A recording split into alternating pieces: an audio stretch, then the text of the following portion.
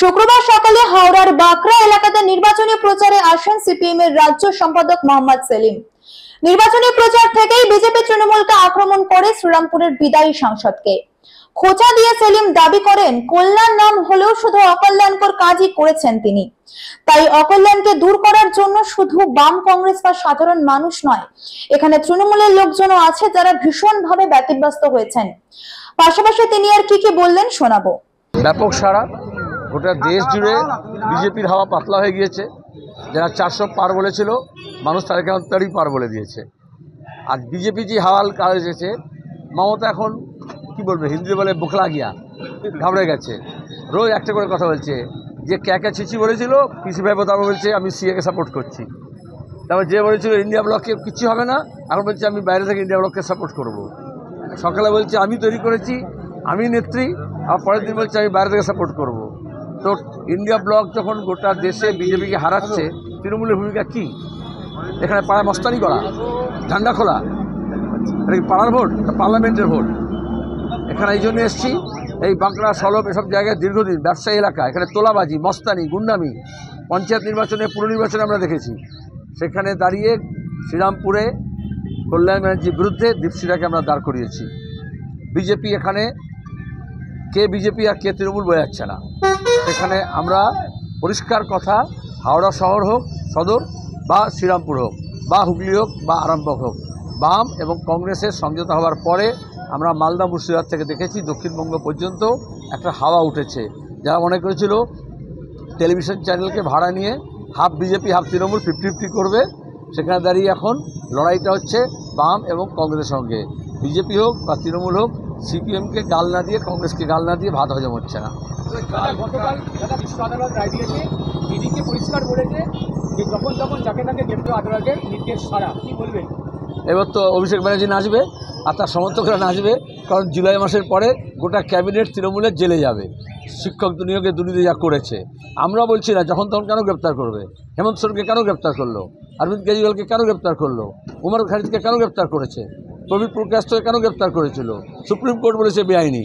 কিন্তু যেখানে high court supreme court বলছে চিট ফান্ড থেকে, নারদা সারদা কাণ্ড থেকে, শিক্ষক নিয়োগে দুর্নীতিতে ব্যবস্থা নাও, সেখানে দেখা যাচ্ছে না বিজেপির ইডি সিবিআই একটা কাকুর গলার সর্প স্যাম্পল নিতে 6 মাস লাগালো, রিপোর্ট করতে 4 মাস লাগালো। তাহলে সেটিংটা কোথায় আছে? এটা পরিষ্কার হয়েছে। আমরা বলছি যখন তখন গ্রেপ্তার করতে হবে না, কিন্তু যারা ঘরের টাকা 100 দিনের কাজের টাকা লুট করেছে, শিক্ষক নিয়োগে দুর্নীতি করেছে, তাদের গ্রেপ্তার করতে হবে। গতকাল রাত্রে আমার ডোমজুর বিধানসভায় কল্যাণ ব্যানার্জি এবং হাওড়া শ্রীরামপুর জেলা পোস্টার করেছে এবং তাতে লেখা হয়েছে 25,000 ভোটে কল্যাণ ব্যানার্জি হারবে। তৃণমূলের লোকেরাই করেছে, কারণ কল্যাণ নাম থাকলেও সবচেয়ে বেশি অকল্যাণকর কাজ করেছে এখানে। এজন্য অকল্যাণকে দূর করার জন্য শুধু বাম কংগ্রেস নয়, এখানকার শুধু সাধারণ মানুষ নয়, তৃণমূলের বিভিন্ন লোকজন আছে যারা ভীষণভাবে ব্যতিব্যস্ত হয়েছে। কল্যাণ ব্যানার্জি এখানকার এমপি কী করেছেন?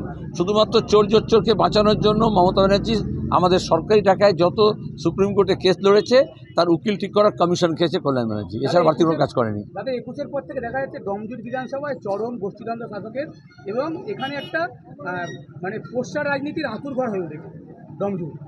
কারণ যখন লুটপাটের রাজনীতি হয়, তারপরে নিজেদের মধ্যেই এরকম ভাগাভাগি মারামারি হয়। 16 সিনেমা এখনই সব ডাকাত দল এরকম হয়, শেষের দিকে নিজের মধ্যে রিজুম করে। গোষ্ঠী আর না গোষ্ঠী, যারা চোর নয়, জোচ্চোর নয়, লুটেরা নয়, তোলাবাজ নয়, তারা দীপশিরাকে সমর্থন করবে, পরিষ্কার কথা। দাদা কালকে মমতা ব্যানার্জি বলেছে শুভেন্দু অধিকারী আর সিপিএম মিলে নন্দীগ্রামে গণহত্যা করেছে, কী বলবেন? আচ্ছা, গণহত্যা করেছে এটা স্বীকার করছে। শুভেন্দু তখন কোন দলে ছিল? তৃণমূলের ঝান্ডা ধরেছিল। কিষাণজি কার হয়ে খুন করতে এসেছিলেন? কে নিয়ে এসেছিল?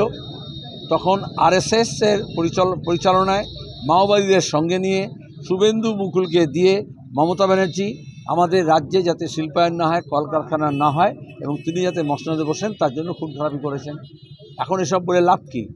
এবার তো সন্দেশখালিতে কী হচ্ছে? রোজ বিজেপি আর তৃণমূল নকল ভিডিও বার করছে। তখন অনেক নকল ভিডিও বার করেছে, দুজন একসঙ্গে বার করেছিল, শুভেন্দু আর মমতা।